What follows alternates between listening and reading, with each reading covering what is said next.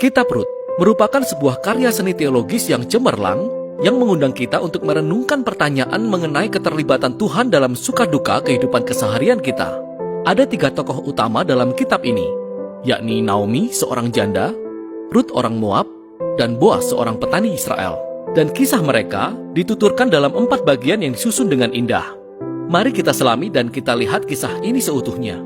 Pasal pertama kitab Rut diawali dengan kalimat ini. Pada zaman para hakim memerintah. Hal ini mengingatkan kita akan masa kegelapan dan masa-masa sulit dalam kitab Hakim-Hakim. Dan di sini kita menjumpai sebuah keluarga Israel di daerah Bethlehem yang sedang berjuang untuk melalui masa kelaparan.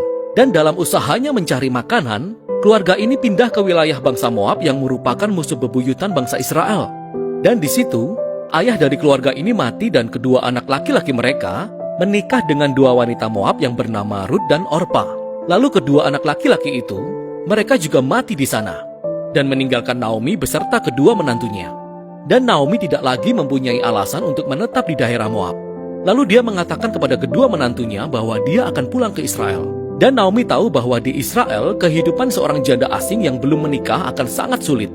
Jadi dia mendesak kedua menantunya untuk tetap tinggal di Moab. Orpa setuju untuk tetap tinggal, tetapi Rut tidak. Rut menunjukkan kesetiaan yang luar biasa kepada Naomi dan dia berkata, "Kemana engkau pergi, ke situ jugalah aku pergi. Bangsamulah bangsaku dan Allahmulah Allahku." Lalu keduanya kembali ke tanah Israel bersama-sama. Dan pasal ini ditutup dengan Naomi yang mengganti namanya menjadi Mara, yang berarti pahit dalam bahasa Ibrani. Dan dia meratapi nasibnya yang tragis. Pasal kedua diawali dengan Naomi dan Rut yang berdiskusi tentang kemana mereka akan mencari makanan. Dan kebetulan saat itu adalah masa awal panen jelai. Lalu Rut pergi untuk mencari makanan dan secara kebetulan dia memungut jelai di tanah milik Boas yang ternyata masih merupakan kerabat Naomi. Kita diberitahu bahwa Boas adalah seorang pria berkarakter mulia dan dia memperhatikan Rut. Dan setelah Boas mengetahui latar belakang Rut, dia menunjukkan kemurahan hati yang luar biasa kepadanya. Boas membuat ketentuan khusus supaya Rut, si imigran ini, bisa memungut jelai di ladangnya. Dengan melakukan ini, Boas sebenarnya sedang menaati perintah dalam hukum Taurat, yakni menunjukkan kemurahan hati kepada para imigran dan orang-orang miskin. Boas sangat terkesan dengan kesetiaan Rut kepada Naomi. Dia mendoakan Rut bahwa Tuhan akan memberi upah atas keberanian Rut. Lalu pulanglah Rut hari itu, dan Naomi mendapati bahwa Rut bertemu dengan Boas, dan dia sangat senang.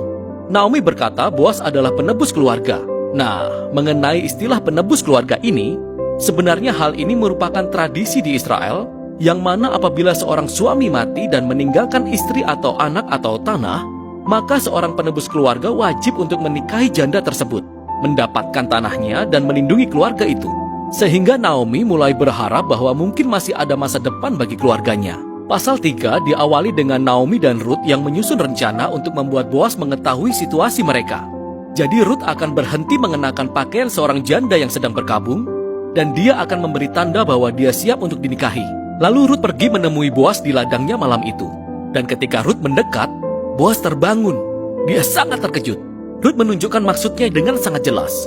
Dia bertanya apakah Boas berkenan untuk menebus keluarga Naomi dan menikahinya.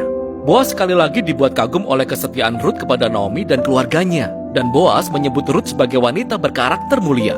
Itu adalah istilah yang sama yang dipakai untuk menggambarkan wanita yang ada di Amsal 31. Lalu Boas meminta Rut untuk menunggu sampai keesokan hari. Dan dia akan menebus Rut dan Naomi secara resmi di hadapan para tua-tua kota. Sehingga pasal ini berakhir dengan kembalinya Rut kepada Naomi, dan mereka sama-sama takjub atas segala sesuatu yang baru saja terjadi. Di pasal 4, semua itu menjadi kenyataan.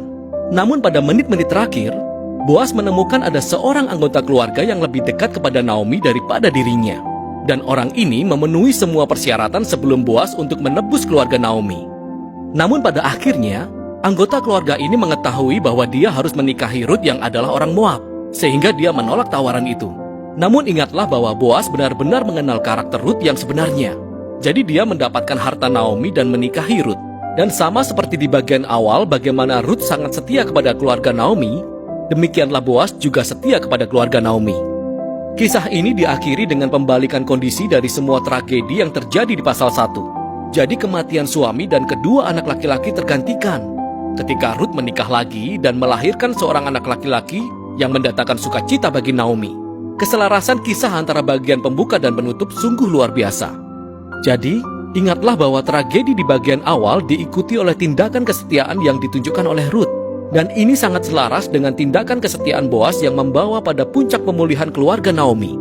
Dan keselarasan ini juga menyoroti susunan dari pasal-pasal yang ada di kitab Ruth. Jadi tiap-tiap pasal diawali dengan Naomi dan Ruth yang membuat rencana untuk masa depan mereka. Dan hal ini diikuti oleh pertemuan yang ajaib antara Ruth dan Boas. Dan tiap-tiap pasal ditutup dengan Naomi dan Ruth yang bersukacita atas apa yang terjadi. Kisah ini disusun dengan sangat indah. Dan susunan itu sebenarnya berhubungan dengan bagian yang sangat menarik dari kisah ini. Dan bagian itu adalah betapa sedikitnya nama Tuhan disebutkan. Tokoh-tokoh dalam kisah ini berbicara tentang Tuhan beberapa kali. Tetapi penulis tidak satu kali pun menyampaikan bahwa Tuhan melakukan sesuatu secara langsung dalam kisah ini. Dan itu sungguh cerdas. Karena pemeliharaan Tuhan sedang bekerja di balik setiap adegan dalam kisah ini, menenun semua keadaan dan pilihan semua tokoh ini. Jadi Naomi, semua tragedi yang dialaminya membuat dia berpikir bahwa Tuhan sedang menghukumnya. Namun sesungguhnya keseluruhan kisah ini adalah tentang rencana Tuhan untuk memulihkan dia dan keluarganya. Dan Tuhan melakukan itu melalui Ruth, melalui keberanian dan kesetiaannya yang membawa kesembuhan bagi kehidupan Naomi, namun tidak tanpa Boas. Seorang petani bijaksana yang murah hati dan setia. Jadi Tuhan memakai integritas Boas yang dipadukan dengan keberanian Ruth untuk menyelamatkan Naomi dan keluarganya. Kisah ini dengan luar biasa mengulas interaksi tujuan dan kehendak Allah dengan keputusan dan kehendak manusia. Tuhan merangkai kesetiaan dan ketaatan umatnya untuk mewujudkan tujuan-tujuan penebusannya di dunia. Dan itu membawa kita pada bagian akhir dari kisah ini. Kitab Ruth ditutup dengan silsilah yang menunjukkan bahwa anak Boas dan Ruth yang bernama Obed, merupakan kakek dari Raja Daud, yang daripadanya garis keturunan Sang Mesias berasal. Jadi tiba-tiba, semua peristiwa yang nampak biasa-biasa saja ini, ternyata terhubung dengan kisah hebat tentang penebusan Allah bagi seluruh dunia. Jadi kitab Ruth mengajak kita untuk menyadari bahwa Tuhan turut bekerja dalam kehidupan sehari-hari kita, bahkan di dalam hal yang tampak sepele. Dan itulah isi kitab Ruth.